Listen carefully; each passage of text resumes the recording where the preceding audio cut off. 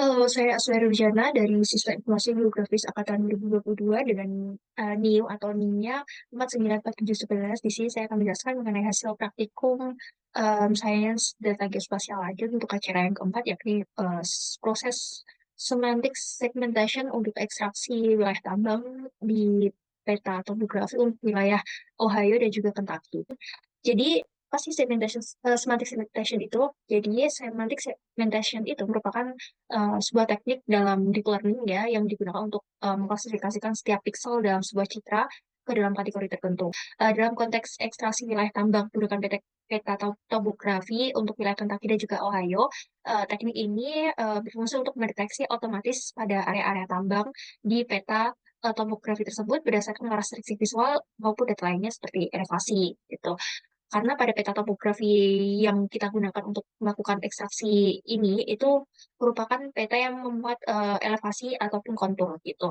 Kemudian pada penggunaan peta topografi itu berfungsi untuk memberikan keuntungan karena mencakup informasi penting seperti bentuk permukaan bumi yang dapat menjadi indikator untuk aktivitas penambangan. Nah, selanjutnya pas perbedaan semantic segmentation dengan object detection yang sudah dilakukan di pertemuan kemarin atau pertemuan ketiga. Jadi, em, ada beberapa perbedaan. Yang pertama ialah semantic segmentation dan juga object detection itu merupakan dua teknik dalam computer vision yang menggunakan deep learning untuk analisis citra dengan aplikasi yang berbeda di ArcGIS tergantung pada tujuan analisis data spasialnya. Nah, semantic segmentation itu teknik yang mengklasifikasikan setiap pixel dalam sebuah gambar ke dalam kelas tertentu. Tujuannya ialah untuk memetakan semua pixel dalam citra ke kategori yang telah didefinisikan sebelumnya seperti bangunan, jalan, air, pohon, maupun wilayah tambang. Nah, kemudian pada semantic segmentation itu tidak membedakan antar objek individual dalam kelas yang sama. Jadi semua pixel yang termasuk dalam kelas yang sama itu akan memiliki label yang sama begitu. Kemudian hasil dari semantic segmentation itu merupakan peta pixel di mana setiap pixelnya itu nanti diberi label sesuai dengan kelas objeknya tanpa membedakan antara objek yang satu dan yang lain dalam kelas tersebut. Kemudian deteksi tersebut dilakukan pada tingkat pixel sehingga membuatnya cocok untuk aplikasi yang memerlukan identifikasi terperinci di setiap bagian citra seperti ekstraksi fitur lahan maupun pemantauan wilayah tambang pada peta topografi.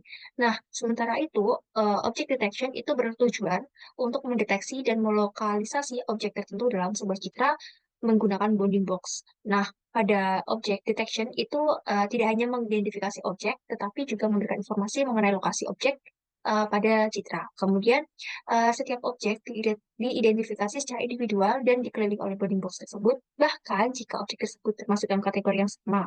Nah, output dari object detection itu merupakan bounding box yang mengelilingi objek yang terdeteksi bersama dengan label kelas objek dan skor keyakinan. Kemudian deteksi tersebut nantinya dilakukan pada tingkat objek yang membuatnya lebih sesuai untuk mendeteksi dan melokalisasi objek individual seperti bangunan ataupun kendaraan tanpa memperhatikan detail pixel yang halus gitu. Prosesnya ataupun tahapannya di semantic segmentation ini lebih ringkas daripada di object detection gitu. Jadi kalau yang sudah kita ketahui bahwa object detection itu melibatkan beberapa tahapan seperti akuisisi data, pelabelan objek, penentuan sampel secara merata, dan pelatihan model serta implementasi dan pemantauan hasilnya. Nah, sementara di semantic segmentation kita hanya melibatkan beberapa tahapan yakni akuisisi data, train data menggunakan UNet, kemudian ada deploy models to production dan interferensi data dalam skala besar di mana gambar-gambar baru yang belum diberi label itu nanti akan diproses untuk menghasilkan segmentasi objek secara otomatis begitu. Nah, apa sih eh jadi untuk jadi seperti yang sudah saya jelaskan tadi, proses maupun tahapan dari semantic segmentation itu lebih ringkas berdasarkan langkah yang sudah di-share oleh asisten praktikum untuk praktikum kali ini. Untuk ekstraksi area penambangan itu kita hanya memerlukan tiga tools di ArcGIS Pro. Yang pertama itu ialah tools export training data for deep learning. Seperti biasa, kita bisa mendapatkan tools tersebut di fitur atau fungsi Go Processing pada menu view, kemudian kita cari saja, namun di sini sudah ada history dari tools tersebut yang di export training, di mana di sini kita perlu menginputkan parameter. Yang pertama adalah kita perlu menginputkan input raster. Nah, input rasternya di sini kita bisa menambahkan raster dari data yang digunakan, yakni data tambang untuk negara Kentucky dan juga Ohio dengan formatnya TIFF. Jadi bisa kita pilih salah satu nih gitu ya dengan format TIFF ini. Kemudian jadi untuk additional input raster ini dikosongin saja. Kemudian untuk output folder kita bisa menambahkan output folder melalui browse ini, terus kita tambahkan outputnya berupa topo underscore chips.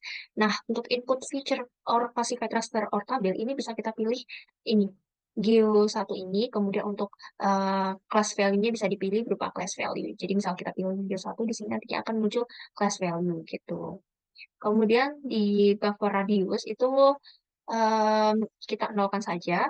Kemudian untuk image formatnya kita tidak menggunakan TIFF. Kita di sini kita ganti PNG format karena kita menggunakan peta tomografi sebagai acuannya ya. Kemudian di sini untuk parameternya bisa di default. Kemudian untuk reference sistemnya di sini kita pakai MapSpace dan juga metadata formalnya di sini kita tidak pakai Pascal, namun kita pakai classified fields. Jadi kenapa di sini kita memilih metadata formatnya ialah classified fields karena ini nantinya tuh berfungsi untuk mengekspor data raster yang telah diklasifikasikan dalam bentuk delay dengan label yang sesuai begitu. Nah, kemudian untuk environment-nya di sini kita default dan di run. Nah, untuk proses ekspornya ini nantinya akan menghasilkan sebuah folder yang sudah kita buat tadi, yakni topo underscore chips. Di mana di dalam folder tersebut nantinya memuat beberapa folder dan juga beberapa um, file. Ini ada topo chips, ini untuk daerah Kentucky, sedangkan ini untuk daerah Ohio. Di mana di sini untuk topo chipsnya itu ada memuat image dari hasil ekspornya tadi dan juga label serta model dan juga ada accumulated-nya dan juga ada model definition dan juga ada map dan juga stats-nya. Jadi untuk stats-nya sendiri di sini hampir mirip dengan object detection di acara kemarin, yakni di sini memuat image, yakni ukuran image-nya itu, kemudian ada fiturnya itu atau jumlah fitur dalam image atau hasil dari ekspornya itu, kemudian ada uh, ukuran feature berupa nilai minimal, rata-rata ada juga maksimal untuk setiap gambar. Dari sini ada kelasnya sejumlah satu dan juga ada kelas namanya itu bernama satu dengan ada class value, image dan juga features dan yang memiliki nilai minimal rata-rata juga max gitu. Nah, kalau di object detection untuk nilai min size dan juga max size itu 0,0 sedangkan di sini itu ada nilainya ya gitu. Sekarang kita bandingkan dengan hasil dari Ohio, stats dari Ohio gitu. Jadi di sini untuk nilai stats antara Kentucky dan juga Ohio ini ada perbedaan di mana perbedaannya bisa kita lihat untuk ini ukuran dari image features dan juga nilai rata-rata dan juga maksimal untuk feature per image dan juga nilai rata-rata dan juga maksimal untuk class name-nya. Di mana di area di negara Ohio ini memiliki nilai yang lebih besar dibandingkan ini negara Kentucky. Hal tersebut kemungkinan nantinya akan berpengaruh untuk hasil dari ekstraksi area tambang di mana kemungkinan di bagian di negara Ohio ini nilai pixel dari setiap um, area dari pertambangan itu lebih besar dibandingkan di negara Kentucky gitu. Baik, selanjutnya setelah kita melakukan export training data for deep learning, kita bisa melakukan train deep learning modelnya. Di mana di sini kita perlu menginputkan beberapa parameter. Nah, untuk input datanya ini kita menggunakan hasil pengolahan export tadi. Jadi kita inputkan di sini, topo underscore chipsnya kita tambahkan di sini. Untuk output modelnya ini kita bisa namai, kita bisa buat output baru berupa net topo model. Begitu. Kemudian di sini untuk masuk export itu bisa kita sesuaikan dengan apa laptop kita masing-masing. Jadi kalau misal laptopnya itu gaming atau memiliki kemampuan yang luar biasa, itu epoxnya bisa ditambahkan. Sedangkan di sini saya default dengan ukuran 20. Kemudian untuk model type-nya di sini kita menggunakan unit pixel classification. Nah, apa sih unit classification itu? Jadi unit classification itu merupakan model yang digunakan dalam proses train deep learning ini. Nah, model type-nya ini nantinya akan berkaitan dengan eh, ini backbone modelnya, di mana di sini kita menggunakan ResNet 18, sedangkan untuk object detection pada acara 3 kita menggunakan ResNet 50. Jadi, eh, ResNet 18 itu merupakan jaringan saraf dalam yang dikenal efisien untuk ekstraksi fitur ya. Sementara UNet itu nantinya digunakan untuk segmentation gambar, termasuk dalam konteks geospasial seperti penggunaan peta topografi ini gitu. Kemudian untuk band size-nya ini kita atur menjadi 12 ya, supaya nanti lebih mempermudah dalam pemrosesannya. Kemudian di sini nantinya setelah untuk model argumensnya itu nanti ada beberapa argumen, jadi di default aja nanti bisa ditambahin berupa argumen baru yakni this loss fraction dengan ukuran nilainya sebesar 0,3. Nah, kemudian di bagian validation ini kita inputkan 20, sedangkan di freeze modelnya kita uncheck list. Nah, untuk environment-nya kita menggunakan CPU. Kenapa CPU?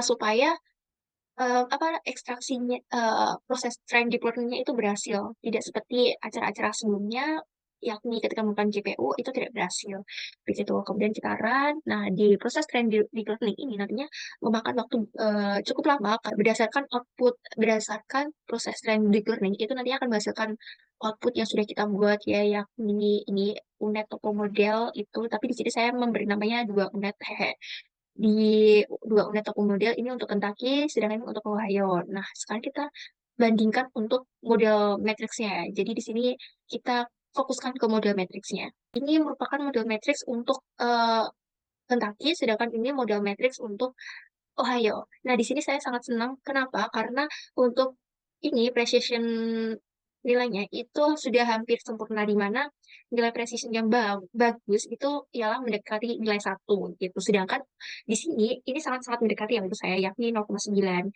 untuk Kentucky dan juga 0,98 untuk Ohio gitu. Jadi itu bisa kita lihat di grafiknya ini. Ada grafik trend dan validation.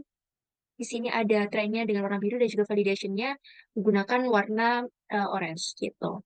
Berdasarkan grafik tersebut, pada awal proses pelatihan ya, kedua loss itu masih tinggi, tetapi setelah beberapa batch, loss secara signifikan menurun. Kemudian untuk training loss-nya itu pada awalnya itu masih tinggi, namun terus secara bertahap dan stabil di sekitar 0,2 dengan nilai batch-nya itu di sekitar 600 batch, yang menunjukkan bahwa model tersebut belajar dengan baik pada data trainingnya. Kemudian untuk validation loss-nya itu menunjukkan penurunan yang lebih cepat dibandingkan training loss dan mencapai nilai yang lebih rendah dari 0,1 setelah batch-nya sekitar 800, yang menunjukkan bahwa model tidak overfit dan juga generalisasi dengan baik pada data validasinya. Begitu. Untuk precisionnya ini tadi kan itu kan sudah mendekati 0,1, mendekati nilai satu ya. Jadi dapat disimpulkan bahwa precision yang tinggi itu nantinya mampu menunjukkan bahwa model dapat mengidentifikasi area dengan benar dengan sedikit kesalahan positif. Berdasarkan ground truth atau prediction tersebut, itu menunjukkan prediksi model yang cukup baik dalam menandai area penambangan atau area yang ditargetkan ya, dengan kesesuaian yang cukup tinggi antara citra asli atau ground truth dan juga prediksi dari model. Gitu. Jadi sini sudah cukup baik ya dibandingkan hasil ground truth atau prediction dari object detection di acara ketiga. Di sini juga sama ya. Ini ya untuk ground truth atau predictionnya ini juga sudah cukup baik, bahkan sangat baik menurut saya karena nilainya di sini untuk precision, recall, dan FY itu sudah mendekati satu. Jadi ini sangat baik lah, sangat baik menurut saya. Setelah proses training deep learning, kita bisa melakukan classify pixel using deep learning, ini yang menggunakan tools ini. Di sini kita dapat menginput rasternya itu tadi ya, TIFF atau dengan format TIFF itu dari negara Kentucky maupun Ohio. Kemudian di sini untuk output classify rasternya, itu kita bisa nanti di sini langsung ada defaultnya ya, kita tinggal drop down kemudian kita pilih gitu. Kemudian untuk model definitionnya itu ialah dari hasil atau output dari training deep learning yakni UNet atau model tadi. Kemudian untuk argumennya nantinya di sini akan secara otomatis tertampil beberapa argumen seperti padding, batch size, predict background, dan juga tile size gitu. Kemudian untuk environment-nya di sini tidak perlu diisi, yang diisi hanya di bagian processing tab menggunakan CPU. Kemudian di run, nah nantinya akan menghasilkan class. Nah, kelasnya seperti ini, yang warna biru ini merupakan kelas yang dihasilkan dari classified pixelnya tadi ya. Di mana di sini kita bisa lihat ya, jika kelasnya ini tuh sudah hampir sempurna ya, jadi ya cukup baik, bisa dikatakan cukup baik karena sudah sesuai dengan area-area pertambangan, di mana di sini ya sesuai dengan yang ini, data KY yang biru ini. Ini ukurannya juga sudah hampir sama. Begitu juga untuk di bagian Ohio. Ini saya checklist dulu, kemudian sih saya zoom to layar. Nah, di Ohio ini juga sama ya, sudah cukup baik. Walaupun terdapat beberapa area yang mungkin tidak terklasifikasi dengan baik. Ada beberapa yang masih bolong di areanya. Ini kemungkinan bisa disebabkan oleh penggunaan epox maupun bed size-nya itu bisa diperbesar lagi. Namun karena keterbatasan perangkat ya, jadi kita pakai ukuran yang default aja. Nggak usah besar-besar, nanti takutnya lama prosesinya. Begitu. Oke, baik. Cukup sekian dari saya. Kalau lebih saya mohon maaf. Terima kasih.